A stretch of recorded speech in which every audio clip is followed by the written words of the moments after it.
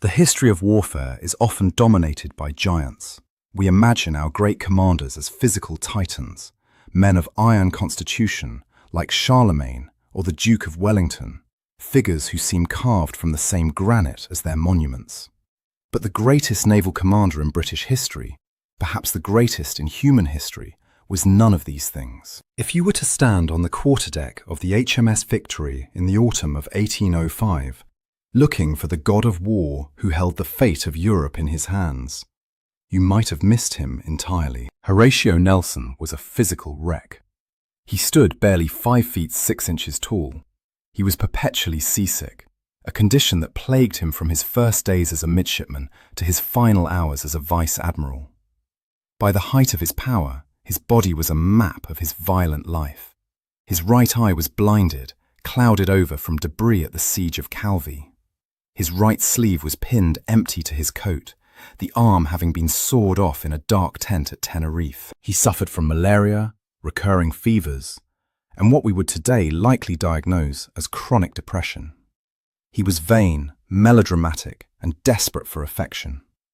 Yet, this fragile, broken man possessed a terrifying genius for violence that the world had never seen before and has rarely seen since. To understand Nelson, we must first discard the polished image of the column in Trafalgar Square and look at the man who terrified the French Navy into paralysis.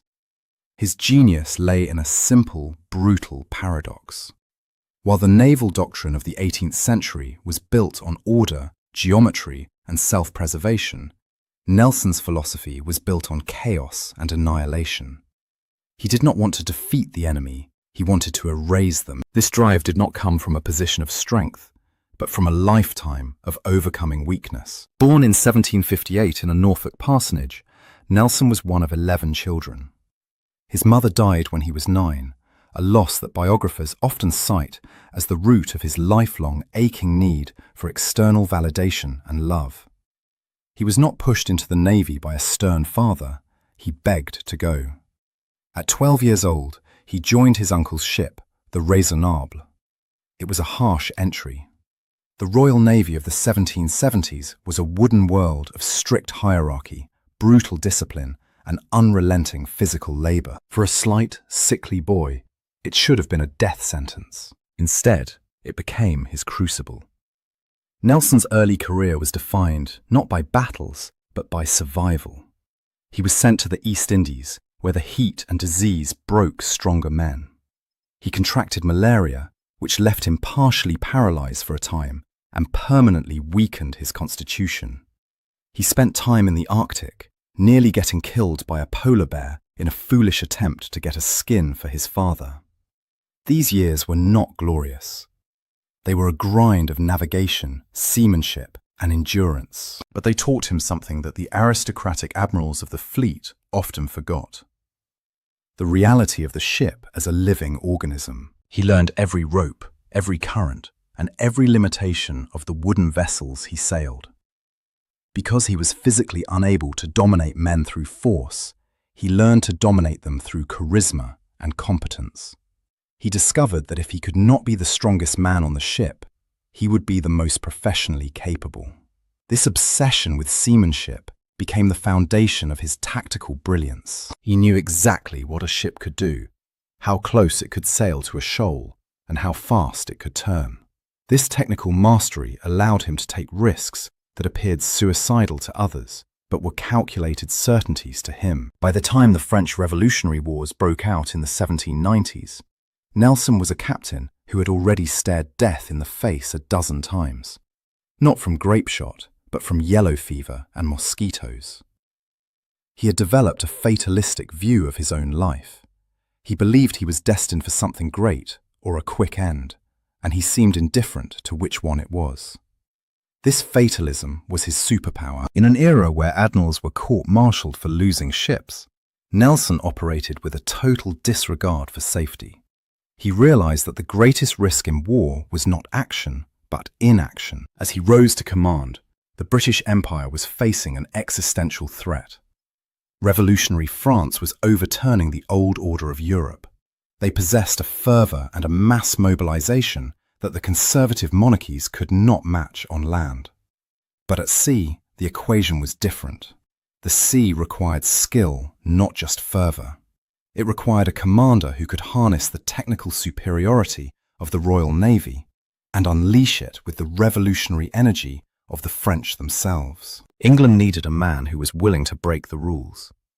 They found him in the sickly, one-eyed captain from Norfolk, who was about to turn the Mediterranean into his personal hunting ground. To fully grasp the magnitude of Nelson's genius, we must first understand the rigid world he sought to dismantle. By the late 18th century, naval warfare had devolved into a stately, almost mathematical stalemate known as the line of battle. Admirals were bound by the permanent instructions, a set of dogmatic rules issued by the Admiralty. These rules dictated that a fleet must stay in a single, unbroken line, sailing parallel to the enemy. The two fleets would exchange broadsides, thousands of pounds of iron, until one side was battered enough to withdraw.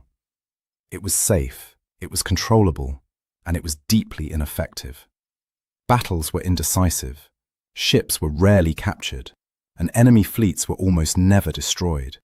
They simply lived to fight another day. Nelson viewed this caution with contempt. He understood a fundamental truth that his contemporaries missed. The British Royal Navy possessed a singular advantage that the line of battle wasted. British gun crews were the best in the world. Through relentless drill, a British crew could fire 3 broadsides for every 2 fired by the French or Spanish. In a polite, long-range duel, this advantage was marginalized. But Nelson realized that if he could force a chaotic, close-quarters brawl, a pell-mell battle, that superior rate of fire would become a meat grinder. He didn't want a fencing match. He wanted a knife fight in a phone booth. But before Nelson could revolutionize naval tactics, he had to endure his own physical dismantling. His aggressive philosophy was forged in pain. In 1794, during the siege of Calvi in Corsica, a cannonball struck the ground near him, spraying sand and stone into his right eye. He didn't leave his post, merely bandaging the wound and carrying on. The sight in that eye was lost forever, but it was a minor injury compared to what awaited him at Santa Cruz de Tenerife in 1797. Tenerife was meant to be a daring amphibious raid to seize Spanish treasure ships. Instead, it became a bloodbath. As Nelson stepped off the boat into the surf, sword drawn, a musket ball shattered his right arm near the shoulder. He was hauled back into the boat, bleeding profusely. In a display of the shocking toughness that underpinned his frail frame, he refused to be helped up the side of his flagship, demanding a rope to climb up himself with his one remaining arm, apologizing to his officers for the mess. Below decks, in the dim light of the surgeon's cockpit, there was no anesthetic. The surgeon heated his knives and sawed through the bone. Nelson famously complained that the knife was cold, a sensory detail that haunted him. Within 30 minutes, he was back to issuing orders. But the psychological blow was severe. He returned to England believing his career was over. He wrote pitiful letters, referring to himself as a left-handed admiral who would never again be considered useful. He fell into a deep depression, convinced that his physical mutilation made him a burden to the service he loved. However, this period of darkness was the final tempering of the steel. When Nelson emerged from his convalescence, his vanity remained, but his fear was gone. He had survived the worst the enemy could do. He realized that life was short and fragile, and if he was to make a mark, he had to act with absolute decisiveness. He returned to the fleet not as a tyrant, but as a mentor. This is where he developed his most potent weapon, the band of brothers. Nelson realized that in the chaos he planned to unleash, the smoke, the noise, the broken lines, he would not be able to signal his captains. The visual flags used to command a fleet would be useless in the fog of war. So, he changed the command structure. He invited his captains to dinner night after night, sharing his bread and his wine, and more importantly, his mind. He talked them through every hypothetical scenario. He explained his intent so thoroughly that his captains learned to think like him. He decentralized command, giving them the autonomy to act on their own initiative as long as they pursued his primary goal, the total annihilation of the enemy. He replaced the rigidity of the Admiralty's instructions with a doctrine of trust. He told them that in the heat of battle, no captain could do very wrong if he placed his ship alongside that of the enemy. It was a revolutionary shift from centralized control to delegated execution. And in 1798, in the shallow waters of Egypt, he would finally have the chance to test this theory against the might of the French Republic. The summer of 1798 was defined by a high-stakes game of cat and mouse across the Mediterranean. Napoleon Bonaparte had slipped out of Toulon with a massive armada bound for a secret destination. Nelson, recently returned to command and eager to prove his worth, was sent to find him. For months, the British fleet scoured the sea, battling storms and missed intelligence. The pressure on Nelson was immense. If Napoleon landed his army and threatened British India, the strategic balance of the war would collapse. Nelson's frustration grew with every empty horizon. He wrote that the devil's children had the devil's luck. But on the 1st of August, that luck ran out. As the British ships rounded the coast of Egypt near Alexandria, the lookout on the HMS Zealous signalled the enemy in sight. There, in the curving sweep of Aboukir Bay, lay the French fleet. They were anchored in a strong defensive line, protected by shoals on the landward side and open water on the seaward side. The French Admiral Bruce believed his position was impregnable. He assumed no admiral would be foolish enough to attack a fortified line late in the day, with the sun already dipping toward the horizon. The treacherous shoals in the fading light made navigation a nightmare. Standard doctrine dictated that the British should observe, wait for morning, and then engage in a formal battle. Nelson did not wait. He saw the French fleet not as a threat to be managed, but as a mistake to be punished. He realized that Bruce had made a subtle, fatal error. The French ships were anchored by the bow only, meaning they would swing with the wind and tide. Nelson deduced that if there was enough room for a French ship to swing, there was enough room for a British ship to anchor. Where there was room to swing, there was room to kill. Without hesitation, and without a flurry of complex signals, Nelson ordered the attack. This was the moment the band of brothers proved its worth. Captain Thomas Foley of the HMS Goliath, leading the British line, saw the gap between the lead French ship and the shoal. He didn't need to ask permission. He knew Nelson's mind. Foley plunged into the gap, sailing inside the French line. The following British ships did the same. The French were horrified. They had prepared their guns on the seaward side, expecting a conventional attack. Their landward guns were often lashed down, obstructed by piles of supplies and furniture. Suddenly, British ships were anchoring on their blind side, raking them with devastating fire from mere yards away. Meanwhile, the rest of Nelson's fleet attacked from the seaward side. The French van was caught in a deadly crossfire, 2 British ships pounding every single French vessel. As night fell, the battle descended into an apocalyptic scene. It was the first major naval battle fought entirely in the dark. The only illumination came from the muzzle flashes of hundreds of cannons and the fires burning on the shattered hulks. The noise was deafening, a continuous roar that shook the seabed. Nelson himself was struck in the forehead by a piece of jagged iron shot. A flap of skin fell over his good eye, blinding him completely in the blood and darkness. For a moment, he thought he was dying. He cried out that he was killed and asked to be taken below, where he waited in the surgeon's cockpit, refusing to be treated before the common sailors who were already there. Above him, the climax of the battle arrived. The massive French flagship, L'Orient, caught fire. The blaze reached the powder magazine, and the ship erupted in an explosion so massive that the sound was heard 20 miles away in Rosetta. The shockwave momentarily stopped the battle. For 10 minutes, awed by the destruction, not a single gun was fired. It was a silence of absolute terror. By the next morning, the result was clear. It was not a victory, it was an annihilation. Of the 13 French ships of the line, 11 were captured or destroyed. Napoleon's army was stranded in Egypt, cut off from France, their conquest doomed to a slow death in the desert. Nelson had not just won a battle, he had altered the course of the war. He was elevated to the peerage as Baron Nelson of the Nile, but the victory came at a cost. The head wound left him with a concussion that would plague him with headaches and irritability for years. It also marked the beginning of his descent into the strange, fevered celebrity that would consume his personal life.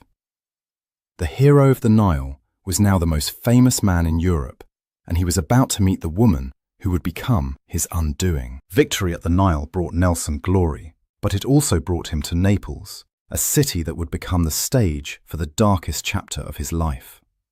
He arrived in the kingdom of the Two Sicilies, not as a conqueror, but as a broken man. He was physically shattered by the head wound received at Aboukir Bay, suffering from blinding headaches and exhaustion. He wrote to his friends that he was killed and finished. What he needed was rest. What he found was Emma Hamilton. Emma was the wife of the British ambassador, Sir William Hamilton. She was a woman of extraordinary beauty, charisma, and theatricality, a former celebrity model who had reinvented herself as a diplomat's wife. When Nelson's flagship arrived in the Bay of Naples, she fainted into his arms, crying out, "Oh God, is it possible?" It was a performance, certainly, but it was exactly the kind of melodrama Nelson craved. He was starved for affection and validation, and Emma provided it in overdose quantities. Along with her elderly husband, they formed a strange, public menage a trio that scandalized British society. They called themselves Tria Juncta in Uno, 3 joined in 1. Under Emma's care, Nelson recovered his health, but his judgment began to rot. He became increasingly intoxicated, not just by her, but by the flattery of the Neapolitan royal court. Queen Maria Carolina, a sister of Marie Antoinette, saw Nelson as her personal avenging angel against the French revolutionaries who had beheaded her sister. She used Emma to manipulate Nelson, feeding his vanity to ensure the British fleet served Neapolitan interests rather than British strategy. The Admiralty in London began to receive reports that their star commander was acting less like a British officer and more like a Sicilian mercenary. This loss of professional distance culminated in the events of June 1799. The French had supported a Republican uprising in Naples, driving out the royal family.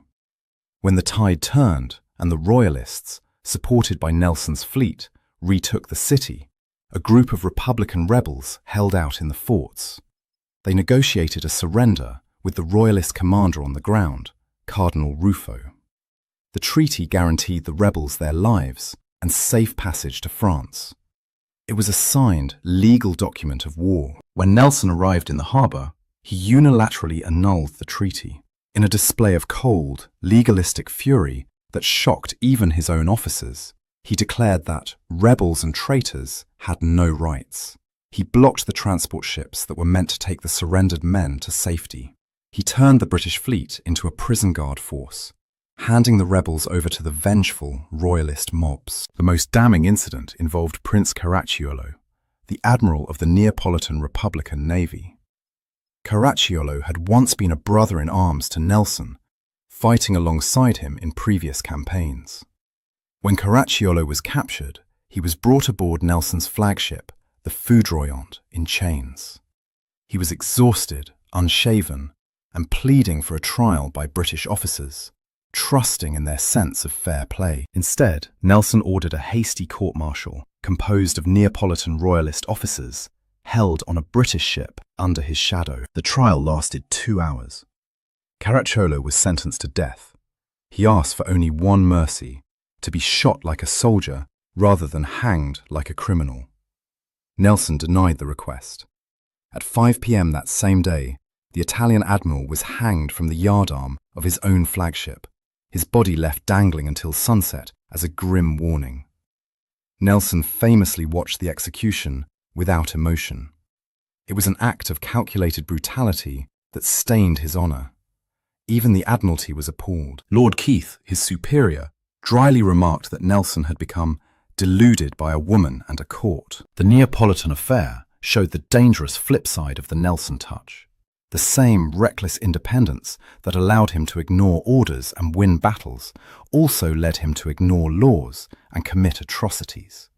He believed himself to be an instrument of divine justice, above the petty regulations of diplomats and bureaucrats. Eventually, the embarrassment became too much for London. Nelson was recalled to England, travelling overland across Europe with the Hamiltons, a procession that was part victory lap, part travelling circus. He returned to London not just as a hero, but as a problem, a genius who could save the nation, but who seemed incapable of saving himself. By 1801, the war had shifted north. A new threat had emerged in the Baltic, the League of Armed Neutrality. Denmark, Sweden, Prussia and Russia had banded together to resist British naval blockades, threatening the supply of timber and hemp that the Royal Navy needed to survive. It was a dagger at the throat of British sea power. To counter it, the Admiralty assembled a massive fleet. But in a decision that baffled everyone, they did not give supreme command to Nelson. Instead, they gave it to Sir Hyde Parker, an aging, wealthy aristocrat, more interested in his new young wife than in fighting the Danes. Nelson was appointed as his second in command, a chained wolf forced to follow a sheep. The relationship between the two men was strained from the start. Parker was cautious, methodically planning a blockade. Nelson was electric with impatience, pacing the deck and drafting plans for an immediate assault. He famously argued that the boldest measures are the safest, a summary of his entire military philosophy. He understood that every hour they waited gave the Danes time to strengthen their defences. Eventually, Nelson's relentless pressure wore Parker down. He gave Nelson 12 ships of the line and permission to lead an assault on the Danish fleet anchored in Copenhagen harbour, while Parker remained safely offshore with the heavy reserve. The Battle of Copenhagen, fought on April 2nd, 1801, was a nightmare scenario. It was not a battle of manoeuvre like the Nile, it was a siege. The Danish fleet was anchored close to shore, supported by massive floating batteries and the guns of the Treckrona fortress. The water was shallow and treacherous, filled with shoals that had no markers. Navigation was as dangerous as the enemy fire. As Nelson led his squadron in, 3 of his ships immediately ran aground, taking them out of the fight before it even began. He was entering the battle with a quarter of his force neutralized. What followed was the most brutal, stationary slogging match of the Napoleonic Wars. There was no room for flanking, no room for the Nelson touch. It was simply 2 lines of ships hammering each other at close range. For hours, the sound was a continuous, rolling thunder. Splinters flew like shrapnel, and the decks became slippery with blood. Nelson later called it the most terrible of all my battles. The Danes fought with a stubborn, patriotic fury that surprised the British, refusing to strike their colours even when their ships were burning wrecks. Watching from miles away, Admiral Parker saw the smoke and the grounded British ships. He lost his nerve. Fearing that Nelson was being destroyed, he made a decision that could have ended Nelson's career. He ordered the signal flag number 39 to be hoisted. Discontinue the action. It was a direct order to retreat. On the quarterdeck of the HMS Elephant, Nelson was told of the signal. He was pacing nervously, the stump of his arm twitching, a sign of his high anxiety. When the signal lieutenant pointed out the flags, Nelson shrugged it off. He turned to his captain, Thomas Foley, and said, "You know, Foley, I have only one eye. I have a right to be blind sometimes." He then raised his telescope to his blind right eye, peered at the flagship, and declared, "I really do not see the signal." It is remembered as a moment of wit, but it was an act of cold, calculated treason. If he had retreated then, his ships would have been raked by the Danish batteries as they turned, likely leading to a massacre. He kept the signal, engaged the enemy more closely, flying, effectively overriding his superior's command. However, the battle was reaching a stalemate. The British were taking heavy damage, and the Danish batteries were still firing. Nelson realized he could not win by force alone. He needed a psychological stroke. He went to his cabin and wrote a letter to the Crown Prince of Denmark. In it, he urged the Danes to cease fire, claiming he wished to spare the brave Danes, who were effectively beaten. He threatened that if the fire continued, he would be forced to set the captured floating batteries on fire, with their crews still inside. It was a masterful bluff. Nelson did not have the ability to carry out the threat easily, and his own ships were near breaking point. He sealed the letter with wax, insisting on using a proper candle rather than a wafer to show he was calm and not in a hurry, and sent it ashore under a flag of truce. The ruse worked. The Danish crown prince, fearing for his city, agreed to a ceasefire. The firing stopped. Nelson had turned a tactical stalemate into a strategic victory through sheer nerve. The aftermath vindicated him completely. The League of Armed Neutrality collapsed. Parker was recalled to London in disgrace, and Nelson was finally promoted to Commander-in-Chief. He had proven that he could win not just by maneuvering ships, but by maneuvering the minds of his enemies. But there was one final act left to play. The Peace of Amiens provided a brief respite, but by 1803, war had returned. This time, the stakes were total. Napoleon was gathering a massive army at Boulogne, visible from the English coast. The invasion of Britain was imminent. The only thing standing between the Grand Army and London was the Channel, and the man who guarded it. For 2 years, the fate of the world hung on the endurance of rotting wood and canvas. From 1803 to 1805, Napoleon assembled the Army of England on the cliffs of Boulogne. He built thousands of flat-bottom barges, ready to ferry 160,000 soldiers across the English Channel. He only needed one thing: control of the sea for 6 hours. He boasted, "Let us be masters of the Channel for 6 hours, and we are masters of the world." Standing between him and this mastery was the Royal Navy, conducting the most grueling blockade in history.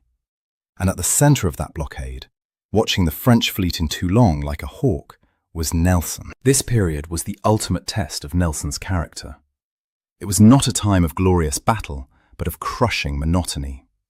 For 22 months, Nelson never stepped off the HMS Victory.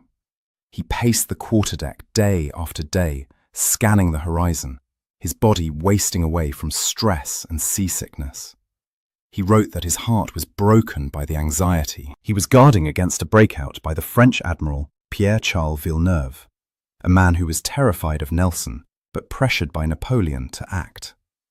Nelson's strategy was risky. He didn't blockade the port tightly. He kept his fleet over the horizon, hoping to lure the French out. He didn't want to bottle them up. He wanted to catch them in open water and annihilate them. In March 1805, the trap finally sprang, but not the way Nelson intended. During a storm, Villeneuve's fleet slipped out of Toulon.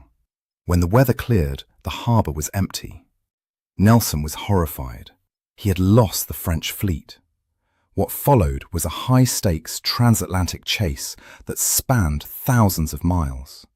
Villeneuve fled to the West Indies, hoping to draw the British fleet away from Europe, then double back to secure the Channel for Napoleon. Nelson, guessing the French destination through sheer intuition, pursued them. He chased them across the Atlantic to the Caribbean and back again, missing them by mere days.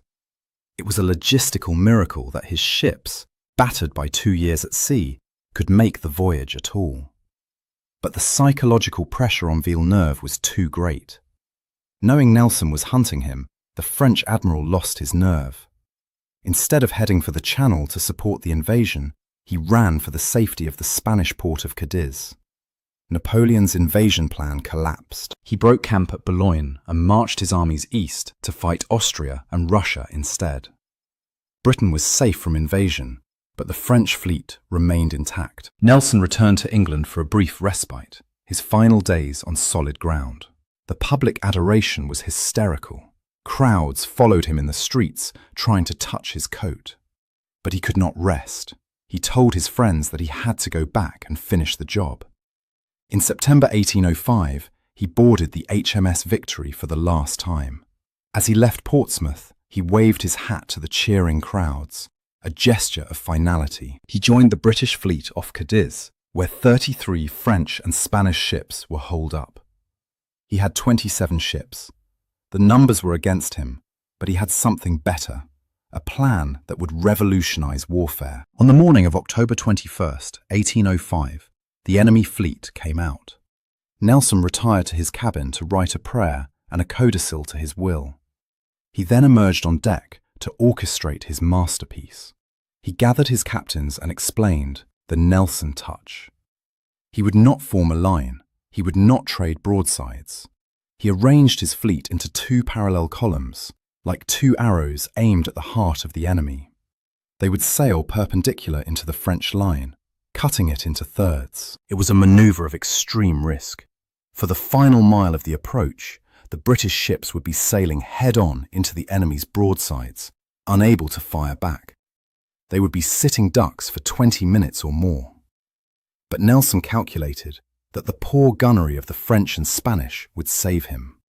He was betting his life and the lives of 18,000 men on the premise that he could take a punch to deliver a knockout blow. As the fleets closed in slow motion, the wind was incredibly light, the ships moving at a walking pace. Nelson ordered his signal lieutenant to hoist the most famous signal in naval history. He originally wanted to say, "Nelson confides that every man will do his duty," but the word confides was not in the signal book. He changed it to England. Flags fluttered up the halyards. England expects that every man will do his duty. Cheers erupted across the fleet, but on the Victory, the mood was somber. Nelson walked the deck with his old friend Captain Hardy. He was wearing his undress coat with all 4 stars of his orders of knighthood sewn onto the left breast, a blazing target for any sniper. When asked to cover them, he refused, saying, "In honour I gained them, and in honour I will die with them." The time for manoeuvring was over. The Victory was leading the line, sailing straight into the wall of wood and iron. The first 20 minutes of the Battle of Trafalgar were a test of nerve that few commanders in history could have endured. As the Victory slowly pierced the enemy crescent, she became the focal point for the guns of 7 different French and Spanish ships. For nearly a mile, she sailed in silence. Nelson had ordered his gunners to lie flat on the deck to avoid the incoming fire. They could feel the ship shudder as round shots smashed through the oak hull, sending deadly splinters, shards of wood as long as spears, spinning through the air. On the quarterdeck, the slaughter began before the Victory had fired a single shot. John Scott, Nelson's secretary, was speaking to Captain Hardy when a cannonball cut him in 2. Nelson asked simply, "Is that poor Scott?" and continued pacing. Minutes later, a double-headed shot tore through a line of Marines, killing 8 instantly. The deck was becoming a butcher's shop, slick with blood. Nelson ordered the sound to be scattered more thickly to give the men traction. Through it all, he refused to change course or speed up. He was aiming for a specific spot, the gap right behind the French flagship, the Bucentaure. At 12:35 p.m., the Victory finally reached the line. She surged past the stern of the Bucentaure, so close that the yard arms of the 2 ships tangled. In that moment, the British unleashed their stored violence. As the Victory passed, she fired a double-shotted broadside through the French ship's stern windows. The devastation was absolute. The shot travelled the full length of the Bucentaure's gun decks, smashing cannons and men alike. In 10 seconds, nearly 400 French sailors were killed or wounded, and 20 guns were dismounted. The flagship was effectively neutered in a single pass. But Nelson's plan was not just to break the line, it was to create a pell-mell battle where chaos reigned. The Victory slammed into the French ship Redoutable, their rigging locking together in a deadly embrace. The 2 ships drifted together, locked in a point-blank duel. This was the melee Nelson had wanted, a confused, choking cloud of sulphur smoke where tactical signals were useless and victory went to the side with the steadiest nerve. However, the Redoutable possessed a weapon the British had underestimated. Her captain, Jean-Jacques Lucas, had trained his crew not just in gunnery, but in musketry and boarding. He had filled the fighting tops, the platforms high up on the masts, with sharpshooters and grenades. They looked down onto the exposed deck of the Victory like hunters in a blind. The British, by contrast, did not use sharpshooters in the rigging, fearing the muzzle flashes would set the sails on fire. It was a doctrinal difference that would cost Nelson his life. At 1:15 p.m., amidst the roar of the guns, a sharp crack sounded from the mizzen-top of the Redoutable, just 50 feet away. A sniper had spotted the 4 large stars on the coat of the small, one-armed officer pacing the quarterdeck. The musket ball struck Nelson in the left shoulder. It smashed through his epaulette, punctured his lung, severed a major artery, and lodged in his spine. Nelson collapsed to his knees, his one hand touching the deck before he fell onto his side. Captain Hardy turned to see his Admiral down. "They have done for me at last, Hardy," Nelson said, his voice surprisingly calm. When Hardy expressed hope, Nelson cut him off. "My backbone is shot through." He was carried below to the orlop deck, a dark, stifling space painted red to hide the blood of surgery. The scene was Dantesque. The wounded and dying were piled on top of one another, screaming over the thunder of the guns above. Nelson was laid on a purser's cot. He knew he was dying. The lack of sensation in his lower body confirmed the spinal injury. He refused to let the surgeon examine him out of turn, insisting he attend to the common sailors first. As his life bled away, the battle raged above him. Every time the Victory's massive 68-pounder carronades fired, the shockwave shook the dust from the beams onto his face. He kept asking for news. He needed to know if the annihilation was complete. After an hour, Hardy returned to the cockpit, sweaty and blackened with gunpowder, to report that 14 enemy ships had struck their colours. "That is well," Nelson whispered, "but I bargained for 20. Even in death, his standard for victory was total. The final moments of Horatio Nelson were a strange mix of the professional and the deeply personal. He gave final orders to anchor the fleet to survive the coming storm, his seamanship sharp to the very end. Then his thoughts turned to his need for love. He whispered to his captain, "Kiss me, Hardy." The stoic captain knelt and kissed his cheek, then his forehead. Nelson's last words were a murmur, repeated until he fell unconscious. "Thank God I have done my duty." At 4:30 p.m., the guns fell silent. The Battle of Trafalgar was over. The French and Spanish fleet had been erased as a fighting force. But as the smoke cleared, the mood in the British fleet shifted from triumph to profound grief. The news travelled from ship to ship, not by signal flags, but by word of mouth, stunning the crews into silence. They had won the greatest naval victory in history, but they had lost the soul of the Navy. The sun set on October 21st over a scene of utter devastation.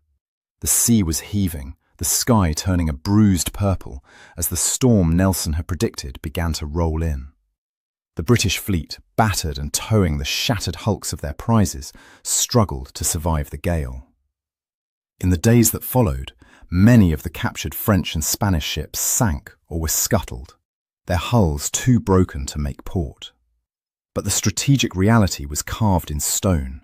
The combined fleet was gone. Napoleon's dream of invading England was not just postponed, it was dead forever. The news of Trafalgar reached London on November 6th. It arrived in the pocket of Lieutenant Le Penotier, who had raced via schooner and postchaise to the Admiralty. When he burst into the boardroom, he did not cheer. He simply laid the dispatches on the table and said, "We have gained a great victory, but we have lost Lord Nelson." The reaction of the nation was unprecedented. There were no bonfires, no drunken celebrations in the streets. The victory illuminations were dim. The mood was one of national mourning. It was said that people met in the streets and shook hands in silence, unable to speak. The cost of safety had been the life of their protector. But what Nelson left behind was far more than a single victory. He left a legacy that would define the next century of global history. Trafalgar was the decisive naval battle of the era, the punctuation mark on the age of sail. It secured absolute British naval supremacy for over 100 years, an era known as the Pax Britannica. The Royal Navy became the unchecked police force of the world's oceans, securing the trade routes that would build the largest empire in human history. No other nation would seriously challenge British dominance at sea until the rise of the German High Seas Fleet in the 20th century. However, Nelson's most enduring legacy was not geopolitical, it was psychological.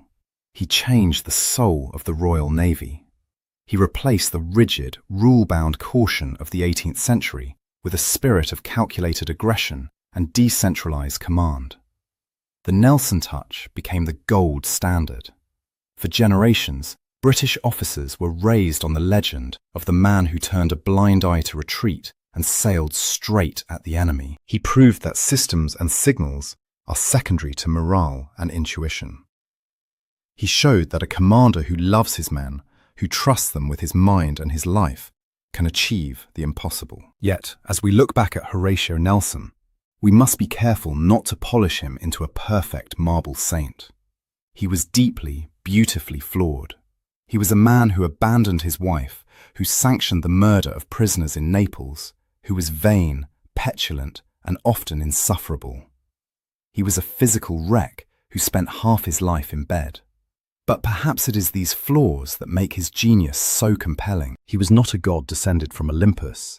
He was a fragile human who, through sheer force of will, forced the world to bend to his desire. His body was preserved in a cask of brandy. Legend says the sailors drank from it, calling it Nelson's blood, though this is likely a myth, and returned to London for a state funeral that rivaled that of kings. He was buried in the crypt of St. Paul's Cathedral, ensuring that he would rest in the heart of the city he saved. Today, he stands atop the great column in Trafalgar Square, 17 feet of stone, gazing forever down Whitehall towards the Admiralty and the sea beyond. In the end, the story of Nelson is the story of the ultimate gamble. He bet everything, his reputation, his fleet, his life, on the belief that attack is the only true defense. He taught the world that in the face of overwhelming odds, the safest place to be is not behind a defensive line, but alongside the enemy, guns blazing. He was the one-eyed, one-armed genius who broke the line, and in doing so, he broke the mold of what a commander could be. Thank you for listening to our story. If you found this history as fascinating as we did, please like this video and subscribe to British War History for more. We read all of your comments, so be sure to leave your thoughts below. We'll see you in the next video.